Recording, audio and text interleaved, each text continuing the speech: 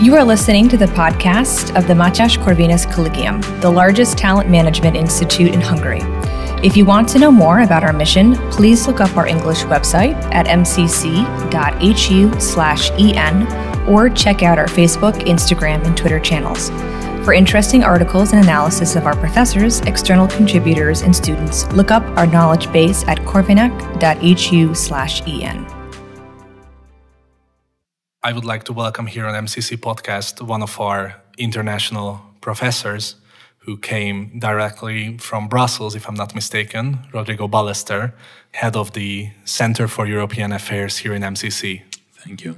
Thank you for joining me here today on this podcast. To start off, I would like to ask you to tell us a little bit about yourself, your professional experiences, because you have worked in various positions in EU institutions, you have taught at more universities across Europe, you speak many languages, so just introduce you to our audience. Many thanks, Peter. Delighted to be here with you, recording this podcast. I'm Spanish, but I grew up in France, and I spent the last 17 years of my life in Belgium. What did I do exactly before now moving to Hungary? So that's basically the fourth country where I'm going to spend some part of my life. I was working in the European Commission. I'm a European official. I'm now on personal leave. But I spent the last 12 years of my life in the European Commission. And before that, I was studying a lot of European law, notably in the College of Europe in Bruges. And where I also started my career, because I was an academic teacher there. And then, after a short stay in an American law firm in Brussels doing some competition law, I started also in the European Parliament, so where I was working for the Spanish Popular Party, so the Spanish Conservatives, for 2 years as an advisor. And then I moved to the European Commission, where I was working with first, issues on justice, human rights, then on migration with Africa, passionating times.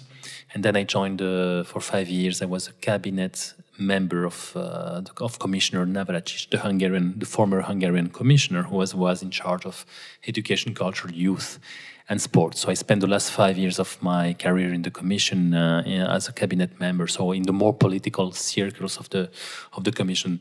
So basically, private sector, academic sector, parliament, and commission, including in the more political dimension of that job.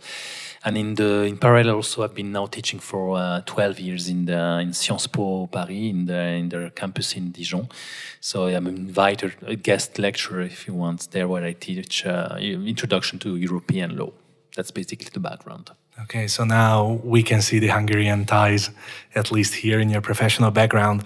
Let me start off with a bit more provocative question before we dive into the current affairs of the European Union. Many state that the EU and the so-called Brussels bubble, as some put it, is a bureaucratic giant without any, flexibility on the other hand, very crucial issues. Have you experienced this very bureaucratic part? Is this accurate to frame the European institutions in general in political debates like this? Well, what is certainly true is that administrations in general are far from citizens. And if you add on top of that another layer, so the European administration is even further from the ground. What is sometimes missing in Brussels is to have a direct contact, with the people you are working with at the end, the European citizens. It's more complicated for a European official to be on the ground than for a national official, or for, of course, a regional or a local official. So that's indeed a challenge. And also, like in all very big organizations, including the private sector, it's true that sometimes, the bigger you are, the more procedures you have, and so the more bureaucratic it can get. So that's not a monopoly of the European Commission. It happens in many other places, but it's true maybe that there is a sense now of the Commission that in the last 10 or 15, 20 years, it's less about ideas and a bit more about procedures. Is that the right path? I open the question. I'm really curious of your opinion.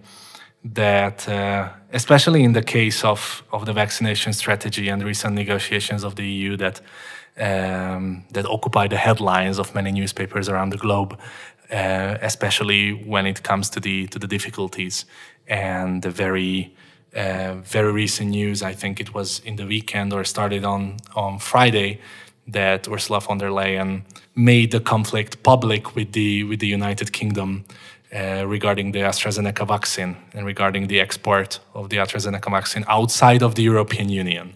And then she had to retreat at a certain point because she claimed that there was a condition in the contract between the European Union and AstraZeneca which would have enabled the EU to be like a preferred customer and to get the vaccines without, exporting it outside from the EU. These vaccines are created inside the EU, I think in Belgium. And then the AstraZeneca replied that there was no such a condition. So it was a very complicated and messy political situation, or it has become so. How do you assess? It's not the end of the whole story, but up until now, how do you assess these whole negotiations and the EU's approach to this question? Well, actually, there was even a bigger hiccup.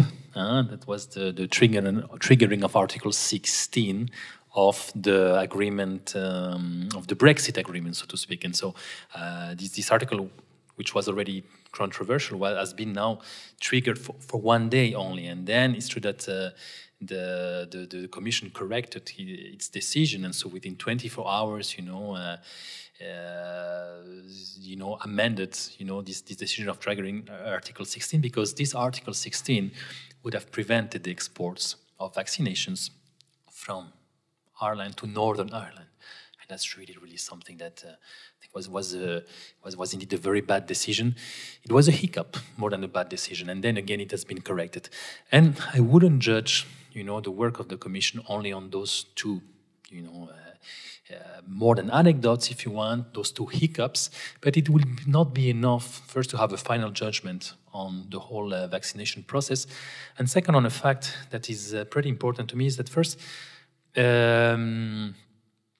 imagine that if the Commission wouldn't have intervened at all, imagine that if every country, every EU state would have negotiated alone, the vaccinations with those 5 or 6 enterprises that are providing vaccines for all the whole planet, basically, almost, it would have led to very, very dodgy and unsustainable situations of some bigger countries having the vaccines first, and maybe cheaper.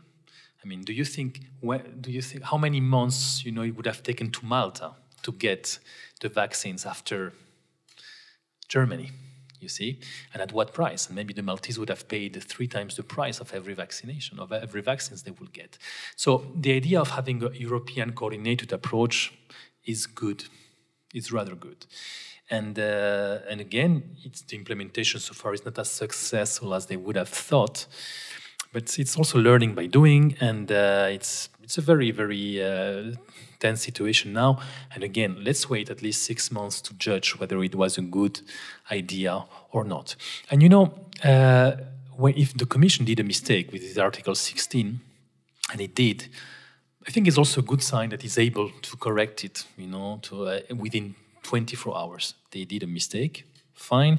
They were, lucid enough, to change, to withdraw this decision. So that's why, it's not enough to give a final judgment now on the European strategy on vaccinations.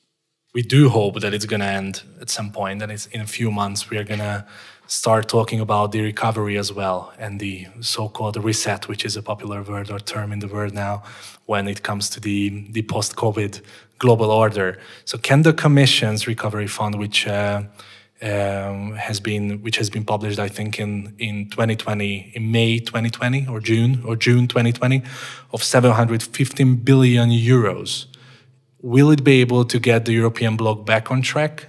I have mixed feelings about it. It's a two-faced plan. You cannot assess it only in one sentence or with a yes or no. What is impressive is that it was those decisions that are indeed historical, because we are speaking first and foremost about the mutualization of debts. It's the first time that the Commission, on behalf of the EU, is going to go to the financial markets and borrow on behalf of the EU, in the name of the EU. That's historical.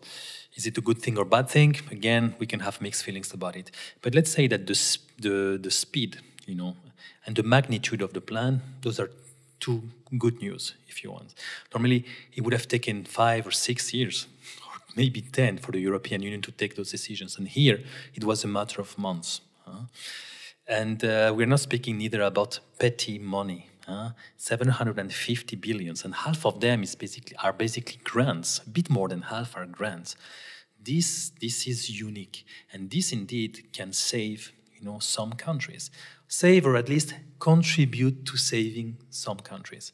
Ask Italy, ask Spain, ask France, if they are not looking forward to getting, those funds.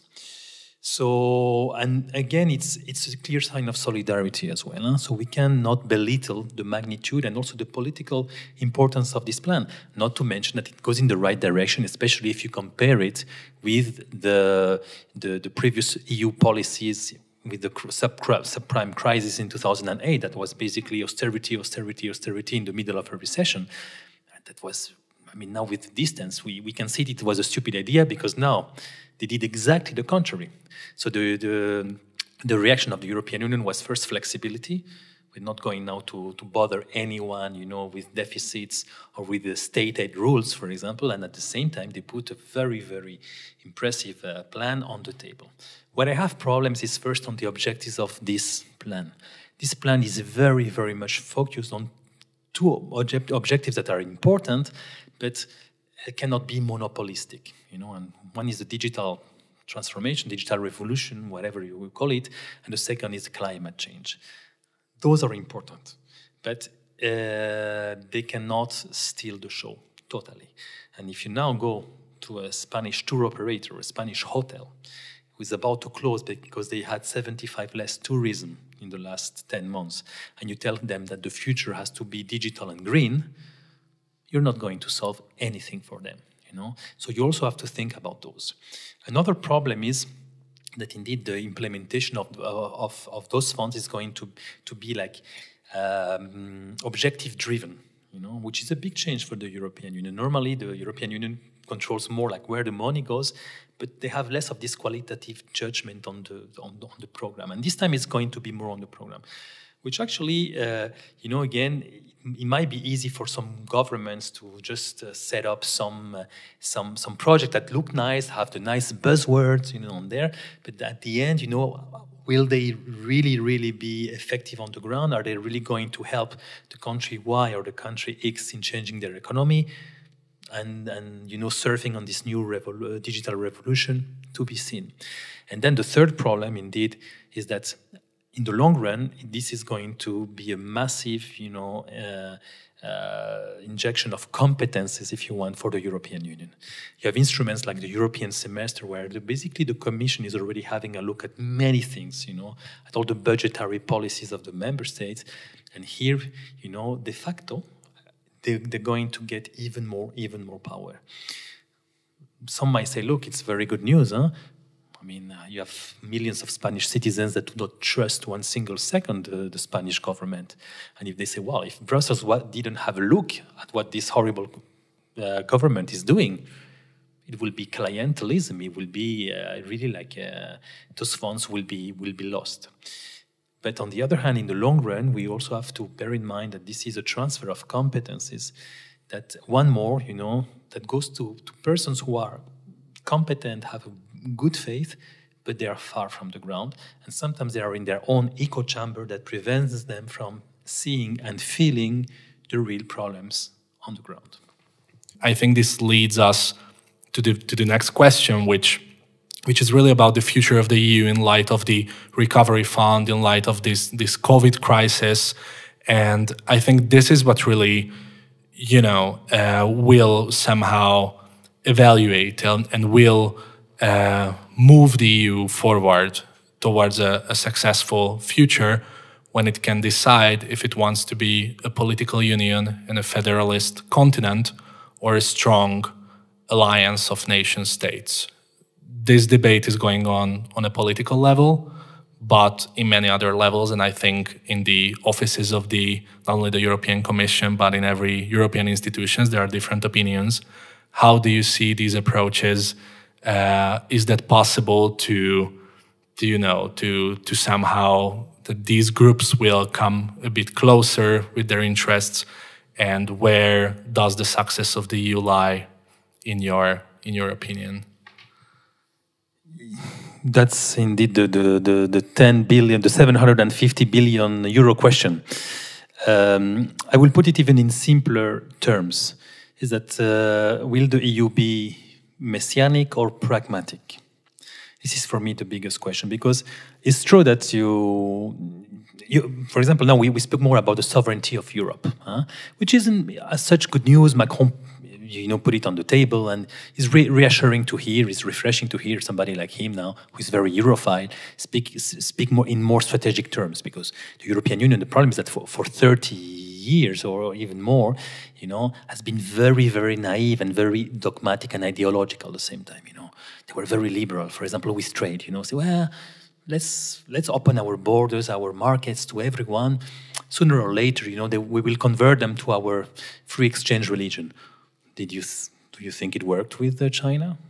Absolutely not. So now they're, if I may, losing their virginity, Europe, and so now they are, for example, when they speak to China, they speak about reciprocity, which is really like the least they could have done already a long time ago. And so it's true that the problem is that I see more and more the European Union as a place where they see themselves as a moral authority, and not as a technical or even political entity. And political means also to be pragmatic, And for example, the mere question that Europe could be stronger with stronger European nations, it's almost a taboo. At least it's something that is unthinkable for them. The path of history is to go always to more and more powers to the European Union. Some call it federalism, some call it otherwise, but at least there is one tendency that cannot be questioned. And it's true that within the European elites, there is an absolute lack of political diversity in the way they think. And this is a problem. And so if you add that to the fact that it's more and more obsessed with values, the common values, sometimes they are universal values, and they see themselves, as a bit of as wokes, as we say now, as people who want basically to change the world and are a bit illuminated with their own ideology. That can be, for me, a huge danger for the European Union, because that can totally fragment the internal cohesion of the European Union, and we badly need it. I mean, just bear in mind that in the last 10 years have been the worst for the European Union. This was the worst decade ever. It was a collection of crises in 2008. We had the subprimes, we had Greece, migration, terrorism, Brexit, you name them. And so so basically the last 10 years really left the European Union exhausted and very weak. And also internally, I mean, there's a lack of trust, the mistrust from many citizens, maybe half of them, It's not to be neglected. And there's also mistrust among member states. So basically you have the head of the European Union who's always looking very up and sees himself like flying in the stratosphere, while the body of the European Union is weak and doesn't trust actually itself. There is a lack of cohesion there. And so that can lead to a gap that can actually be very, very dangerous for the future of the European Union. I think the European Union now needs to be consolidated. It's not the time now to be messianic. It's the time to be pragmatic. Speak to your citizens, solve their problems, And the recovery plan might be one of those answers. So why not? But solve the problems, show that you have an added value. And once you recover this trust with your citizens and among the member states, you can maybe look up. Less values, more interest. Speak less about values, consider more the interests. I brought you two very concrete examples, one external and one internal problem that, should be solved only, in harmony or in accordance to the values and the practice of those European values that will lead or that are leading the European Union nowadays. The first, this is one of my labeling topics because I think it's an actual big threat, and you have already named it, China. It's not going to start with negotiations in Beijing or in any other capitals. It's going to start here in Europe. How can the EU handle Chinese investments that are increasing?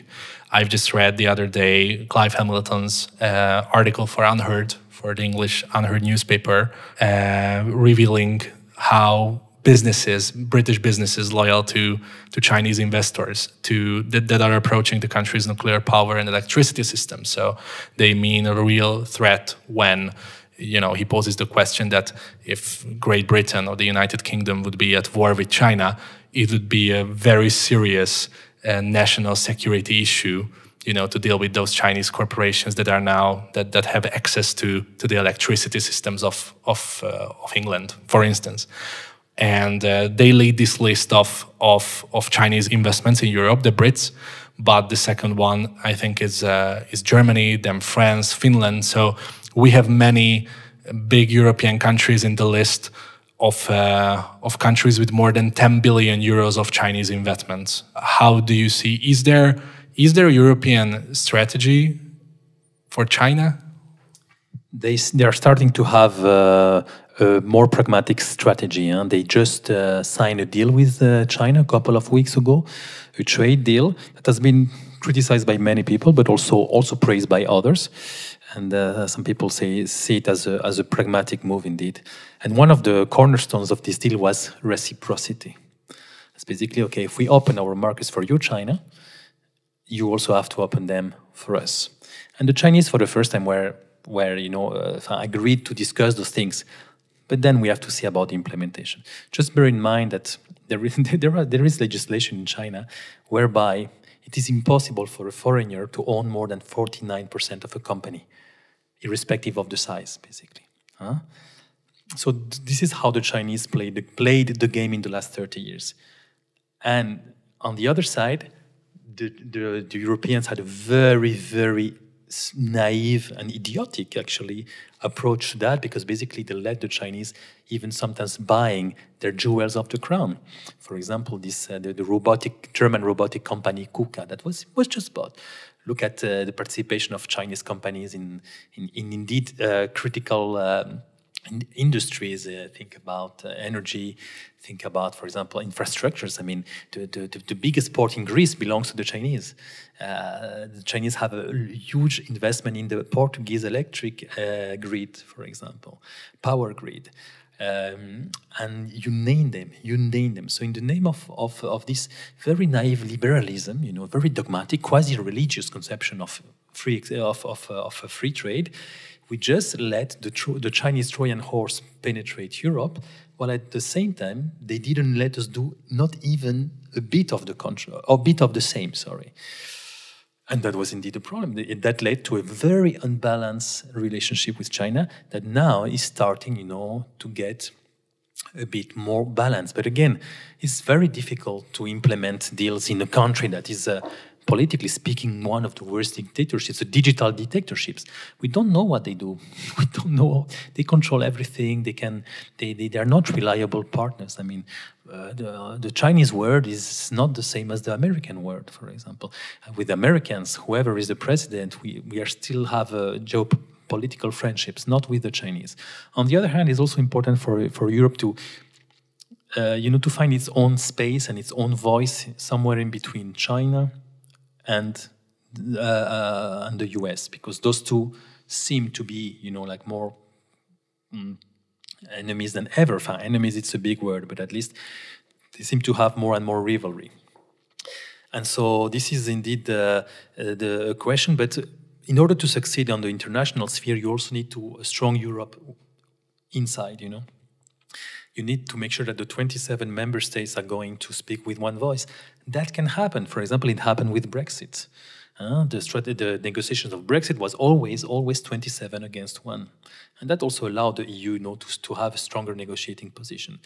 Can the EU reach the same consensus when on the international scene when it will speak about other topics?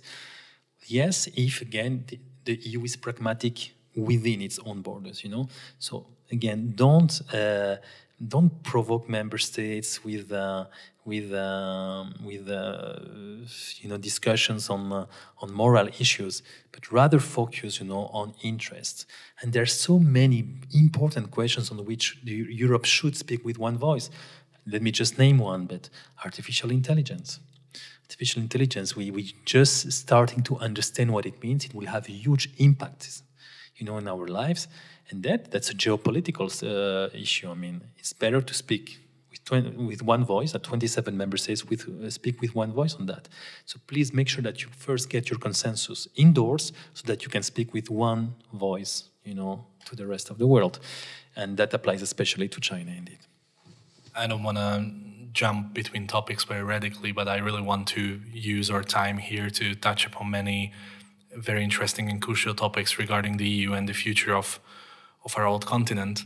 And the next one would be, which is related also to France especially, is an internal threat or an internal problem of the EU that should be handled well, with one voice, as you put it. And maybe this one voice we have, but actions must be followed, and it's Islamist extremism. How can we safeguard our internal unity and security on this matter? And the EU, well, on paper and maybe with other means, has been fighting every forms of violent extremism, but we had to close last year, 2020, in December, with many new attacks on the front pages of European newspapers or global newspapers as well, and especially if we recall a very dramatic one, the murder of the French teacher Samuel Paty.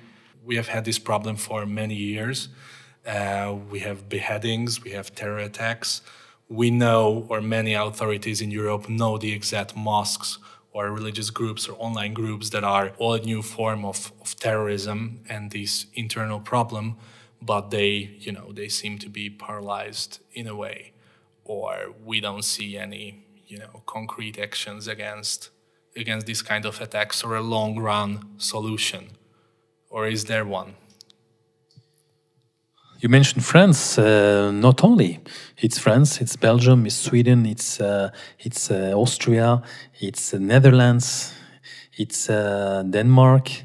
It was the UK as well. It's to a certain extent Italy, to a certain extent Spain.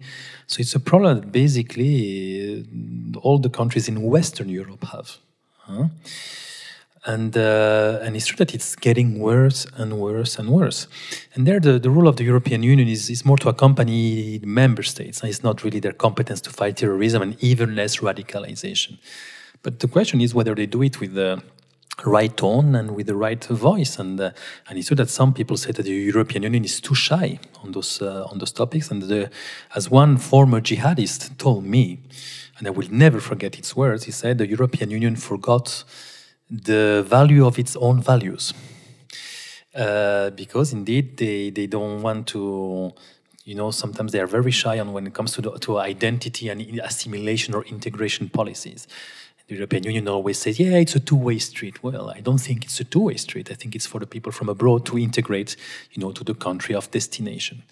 And then you mention violent radicalization. Well, that's the end of the story. But the problem is radicalization, and it's to also sometimes without violence that you are creating parallel societies in your own country.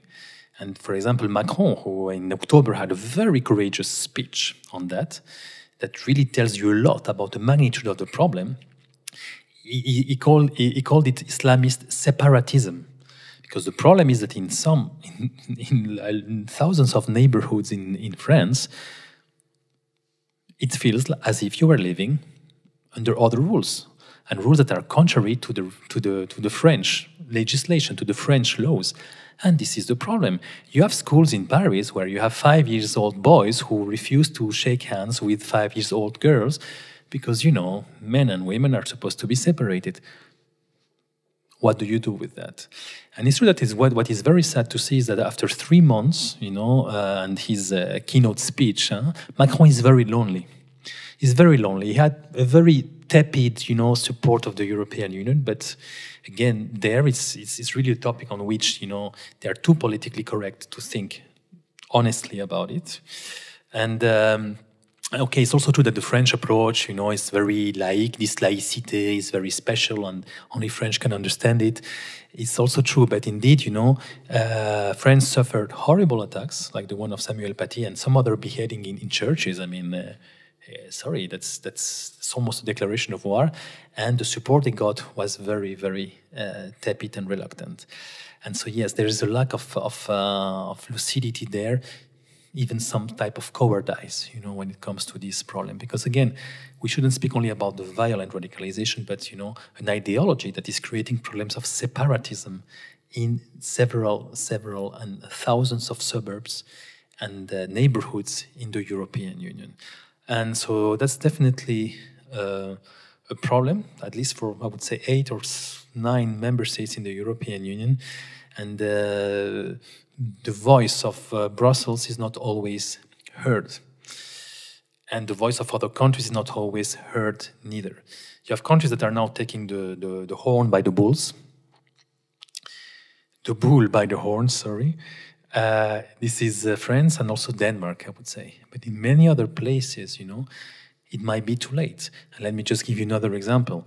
2-3 years ago, the former Minister of Home Affairs of France, Gérard Collomb, so he was the minister of Macron, left-wing guy, socialist, former mayor of Lyon, so a person who knows the ground. He spent 1.5 years as a minister for Home Affairs, and at the end he said, "I'm afraid there will be a civil war in my country." So that's a risk. If he says that, we have to listen. This is the magnitude of the problem. So unfortunately, on this question, I must also say that maybe the question is it too late in some countries or not?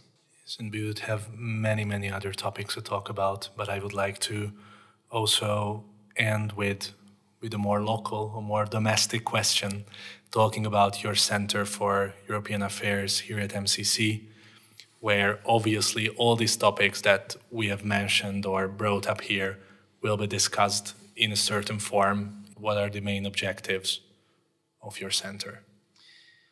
Yeah, thank you, Peter. Indeed, so this is a new center within Matthias Corvinus Collegium, within MCC, and we have actually many plans. The idea is first to look after our students, and to give them this extra mile of knowledge and of experience, that to bridge the gap between their university studies and the labor market. Our students are among the best in Hungary, and the idea again is to give them this extra nudge and also this international dimension, that they also look beyond their country, but never forgetting, like the vision of their country neither. And we will focus, of course, on the European Union. It's passionating because it's true that, it's a very heated debate here in Hungary. Whenever you speak about Hungary and the European Union in the same sentence, normally you have sparks, And so it's true that it's a heated debate on which, we should also bring a more academic and cool head, point of view. And also to debunk some myths, I'm a bit sick, for example, to hear that the Visegrád and Hungary and Poland in particular are very Eurosceptic when actually you look at the Eurobarometer and it's absolutely not true. What about Denmark? What about the Netherlands, for example? And what about countries that blocked the European treaties for years, like Ireland did 2 times with Nice and with Lisbon, for example. So there, we also have to put things into perspective. And the idea is also to speak to the private sector, to a representative of the private sector, and to make sure that this center can also be a hub where people can think about sometimes very political issues, but also sometimes about very technical ones. You have passionating debates now in the European Union. For example, the new digital strategy, so digital market strategy, which is basically about applying new competition law rules to the digital sector, with all the specificities of the digital sector. This is a passionating technical, also political discussion that we also would like to have here.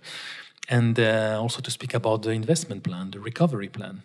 Those are things that the European Union is not only about Article 7 and values. This is something that they should understand in Brussels, but also here. There are many other things that can make a difference on their everyday lives, that can also make a difference at the geopolitical level, that must be, further studied here. So that's the idea, and also the third pillar of the center is, of course, the publications, policy briefs, policy reports in a more think tank manner, if you want. And if I can mention one more thing, is also to teach the students and many other people to read a bit between the lines. We will also like to invite persons from all over the world who have a different point of view on topics that are sometimes very consensual because they have to be consensual. Because now there is this political correctness in many academic circles that prevent them from thinking with a bit of independence. And it will be interesting, for example, to have one day somebody from the US giving us another point of view on Black Lives Matters, for example, also on identity politics, and all those topics that are getting, that are atomizing societies, and that we should somehow, also deconstruct. Thank you very much, Rodrigo Ballester, for joining me here today on MCC Podcast. Thank you for listening to this MCC Podcast episode. For further media content, please look up our English website at mcc.hu/en, or look for us on Facebook, Instagram, and Twitter. If you want to read more by our professors, external contributors, and students, check out our knowledge base at corvinak.hu/en.